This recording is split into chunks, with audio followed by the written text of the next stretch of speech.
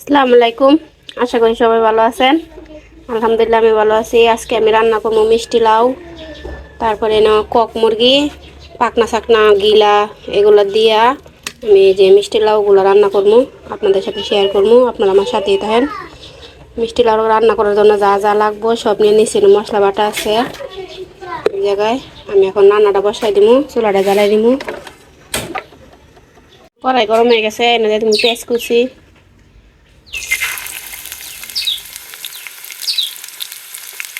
পেঁয়াজগুলো লাল লাল করে ভাজে নিব। আর এই পাশে দেখেন আর বাপ নিয়ে কি করতেছে।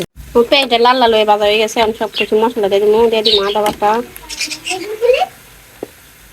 রসুন বাটা, অল্প একটু পেঁয়াজ বাটা দিয়ে ভালো করে কষাই নিব। বাপ নিয়ে খেলা করতেছে, ভিডিও আমি করতেছি। বাবা তাই কি করতেছ? আমার এই জায়গায় কষানো হয়ে গেছে। আমি গুঁড়া মশলা দিয়ে দিব, দিয়ে দিচ্ছিলাম তেজপাতা, এলাচি দারচিনি। আর আমি লবণ দিয়ে দিব। একে একে করে সব গুঁড়া মশলাগুলো দিয়ে দিব। আমি সব মশলা এই জায়গায় দিয়ে দিচ্ছি। আমি ভালো করে কষাই নিব মশলাগুলো।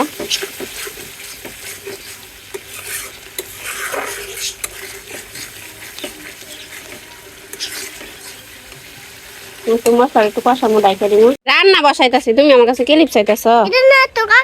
আর পাই না আম্মু, এটা দিয়ে দিয়ে দো। আর পাই না বাবা, এটা পারবাই যে এমনি করে মেলো। এই কই দিম আমার কো বাবার মাথা দিয়ে দিই। আমি পেঁয়াজ পুড়ে যাবো, পেঁয়াজ পুড়ে যাবো। চালু খুব মশলাটা কষানো হয়ে গেছে। এই জায়গাটা দিব গোস্তগুলা।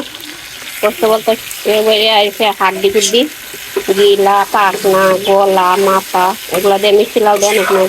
আপনারা একবার খাইয়ে দেখবেন। ভালো করে গোস্তটা কষায় নিন।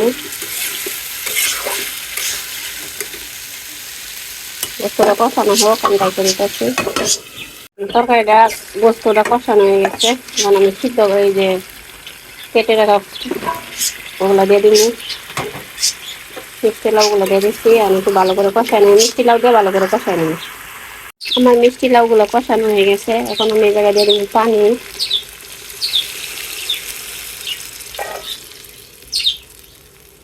আর পানি দিব না, এখন হয়ে গেলে আমি নামিয়ে নেব। পরে ভালো করে জাল হয়ে মিষ্টি লাউগুলো সিদ্ধ হয়ে যাবে।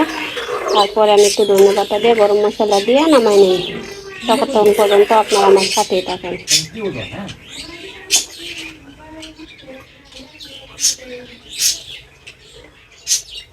আমার গোস্ত দিয়ে মিষ্টি লাউগুলো হয়ে গেছে। আমি গরম মশলা দিয়ে দিতেছি।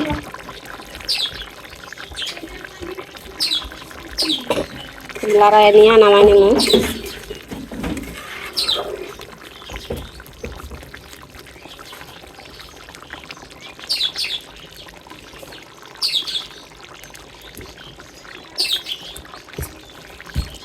চুলাটা নিবাই নিলাম।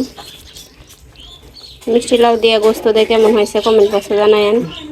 আজকের ভিডিওটা এই পর্যন্তই। সবাই সুস্থ থাকবেন, ভালো থাকবেন। আল্লাহ হাফেজ।